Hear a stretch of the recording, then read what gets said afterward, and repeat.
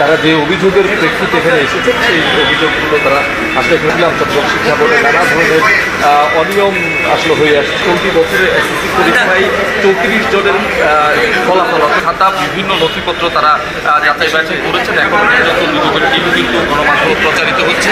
এর বাইরে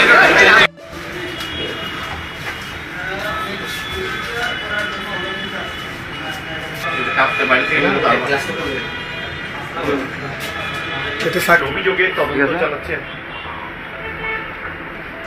34টি।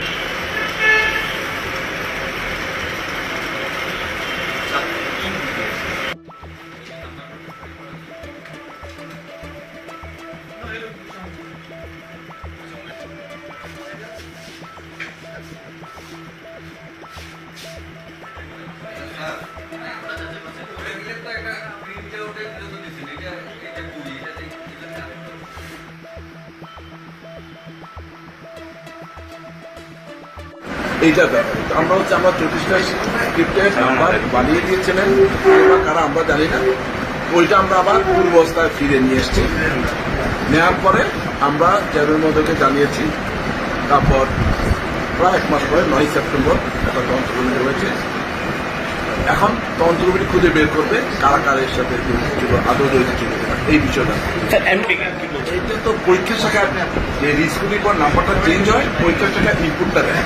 আর পরীক্ষা শাখার যার সাথে যারা কাজ করে ওনারাই জানতে পারবে কীভাবে হচ্ছে। এটা তো আমরা কেউ চেয়ারম্যান মহোদয় কম্পিউটার কাজ করে না, কন্ট্রোলার কাজ করে না, সচিব কাজ করে না, পরীক্ষাও কাজ করে না, পরীক্ষা শাখার লোকজনই কাজ করে, ওনারাই বলতে পারে।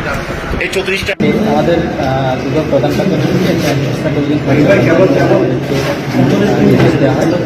অভিযোগটা ছিল চট্টগ্রাম শিক্ষা বোর্ডে এসএসসি 2025 সালের বেশ কিছু শিক্ষার্থী ওনারা ফলাফল পুনরীক্ষণের আবেদন করেন। এর মধ্যে 34টা প্রত্যেক খাতায় 34টা উত্তরপত্রে জালিয়াতি অভিযোগ হয়েছে। এ ধরনের আমাদের কাছে অভিযোগ ছিল। আমরা এসে আমরা যে সংশ্লিষ্ট যে খাতাগুলো যেগুলোতে জালিয়াতি হয়েছে ওই খাতাগুলো আমরা দেখেছি। যাদের বিরুদ্ধে অভিযোগ ছিল তার সংশ্লিষ্টদের সাথে আমরা কথা বলেছি।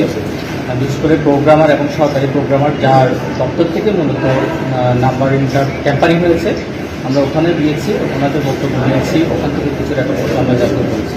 তো মূলত যে ঘটনাটা হয়েছে সেটা হচ্ছে এখানে 19 জন শিক্ষার্থী 34টা উত্তরপত্রে জালিয়াতি হয়েছে।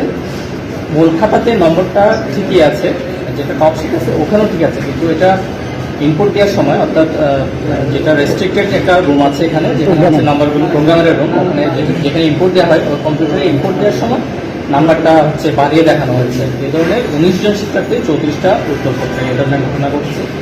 তো ওনাদের আবার সিস্টেম অ্যানালিস্ট নেই চট্টগ্রাম শিক্ষা বোর্ডে। কুমিল্লা শিক্ষা বোর্ড থেকে একজন সিস্টেম অ্যানালিস্ট গত 7 তারিখ এখানে এসেছিলেন, ওনার নাম বিকাশ।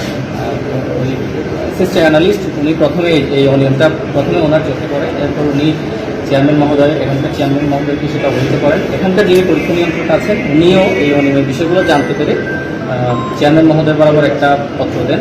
তৎপ্রেক্ষিতে এখানকার চেয়ারম্যান মহোদয় একটা তদন্ত কমিটি গঠন করেন। সেটা এই মাসের 18 তারিখ এটার তদন্ত প্রতিবেদন জমা দেওয়ার কথা ছিল, কিন্তু ওনারা তদন্ত কমিটির যারা সদস্য আছেন ওনারা টাইম এক্সটেনশনের জন্য আবেদন করেছেন। তৎপ্রেক্ষিতে আরও 15 কার্যদিবস সময় বাড়ানো হয়েছে।